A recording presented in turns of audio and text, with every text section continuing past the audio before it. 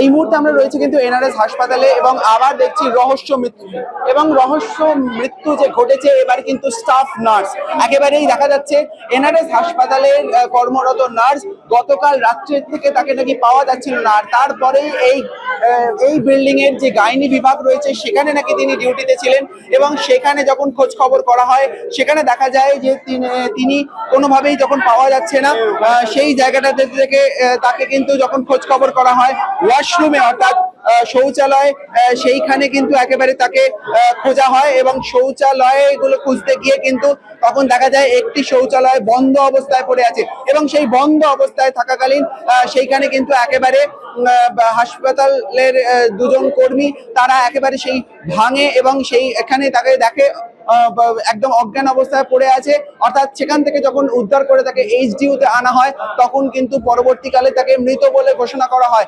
অর্থাৎ কি কারণে এই মৃত্যু সেই নিয়ে কিন্তু রহস্য এবং এই মুহূর্তে আমরা দেখতে পাচ্ছি এনআরএস হাসপাতালে কিন্তু স্বাস্থ্যমন্ত্রী নিজে পৌঁছেছেন এবং তার সাথে সাথে হোমিসাইড ডিপার্টমেন্টের পুলিশ কর্তারা এবং আমরা দেখলাম স্বাস্থ্যমন্ত্রী কিন্তু এনআরএস হাসপাতালে এসে এখানকার সুপার প্রিন্সিপাল নার্সিং সুপার সকলের সাথে কথা বলেছেন।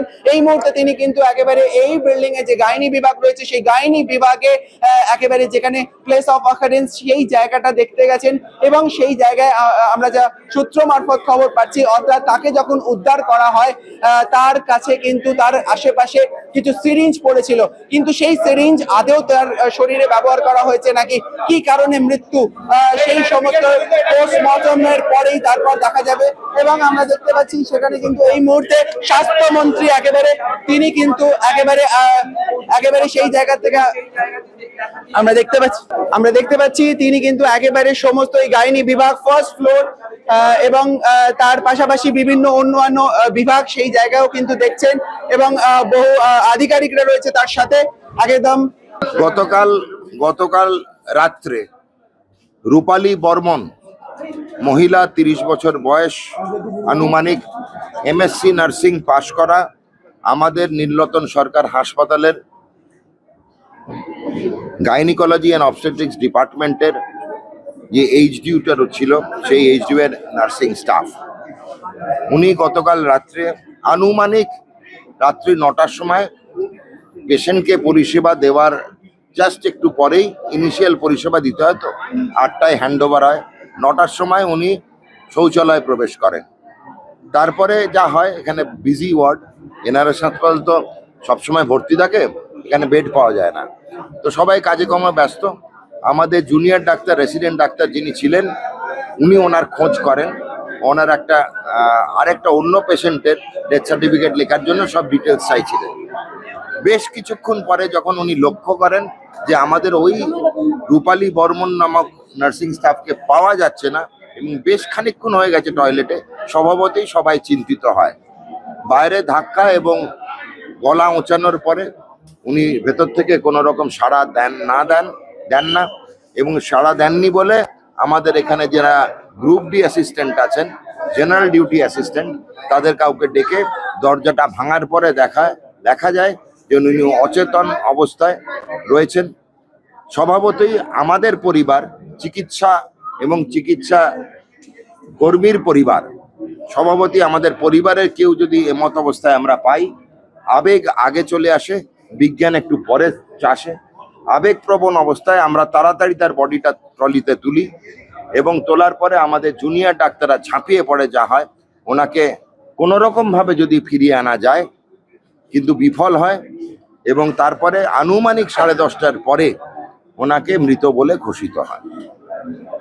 পুলিশকে সঙ্গে সঙ্গে অবগত করা হয়।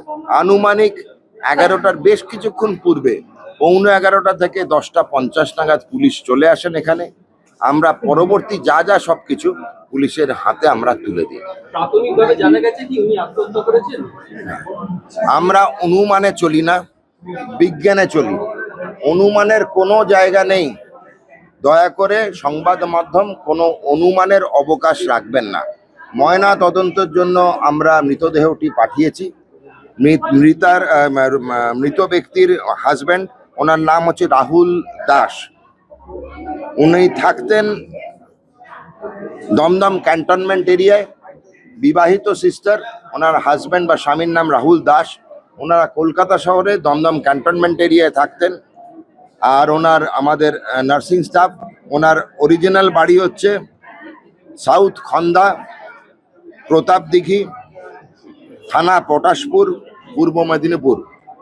দু জায়গাতেই আমরা খবর পাঠাই তৎক্ষণাৎ। হাজব্যান্ড চলে আসেন আনুমানিক 11টার পরে। ওনাকে পুরো জিনিসটাই অবগত করা হয়েছে, আমরা যা যা দেখেছি করেছি। ওনার একটা আবেদন হয়েছিল স্বাস্থ্য দপ্তর এবং পুলিশের কাছে, সেটা হচ্ছে যেহেতু উনি মারা গেছেন নীলরতন সরকার হাসপাতালে, ময়নাতদন্তটা অন্যত্র করানো। উনি নিজেই বলেছেন মেডিকেল কলেজে করালে উনি খুশি। আমরা সব ব্যবস্থা করে দিয়েছি। ময়নাতদন্ত হবে কলকাতা মেডিকেল কলেজের ফরেনসিক বিভাগের প্রধানের তত্ত্বাবধানে। আমাদের এখানকার নীলরতন সরকারের ফরেনসিক বিভাগের যিনি প্রধান, বিভাগীয় প্রধান, ওনাকেও অবগত করেছি। উনিও সেটা জানেন এবং উনিও যা যা ওনার জন্য ওনার দপ্তরের তরফ থেকে মেডিকেল কলেজ দপ্তরে জানানোর সেটা উনি জানিয়ে দিয়েছেন। মৃতার পরিবার কি কোনো সন্দেহ করছে যার জন্য তারা অন্য হাসপাতালে? মৃতার পরিবারের সঙ্গে আমি একটু পরে দেখা করতে যাব। উনি এন্টালি থানায় আছেন। সন্দেহ, দেখুন, মৃত্যুর কারণ তো আমরা এখনো জানতে পারিনি। সেটা তো আমার কাছেও একই রকম সন্দেহভাজন। কেন মারা গেলেন, কিভাবে মারা গেলেন, মারা যাওয়ার সময় কি কি ঘটনা ঘটেছিল, এই প্রশ্নের উত্তর তো পুলিশ দেবে, ময়নাতদন্ত রিপোর্ট দেবে। বারবার বলছি, অনুমান করবেন না, অনুমানের অবকাশও রাখবেন না। বিজ্ঞান আগে, প্রশাসন এবং পুলিশের যে তদন্ত চলবে, অনুসন্ধান চলবে, সেটা আগে রাখুন, অনুমান পরে।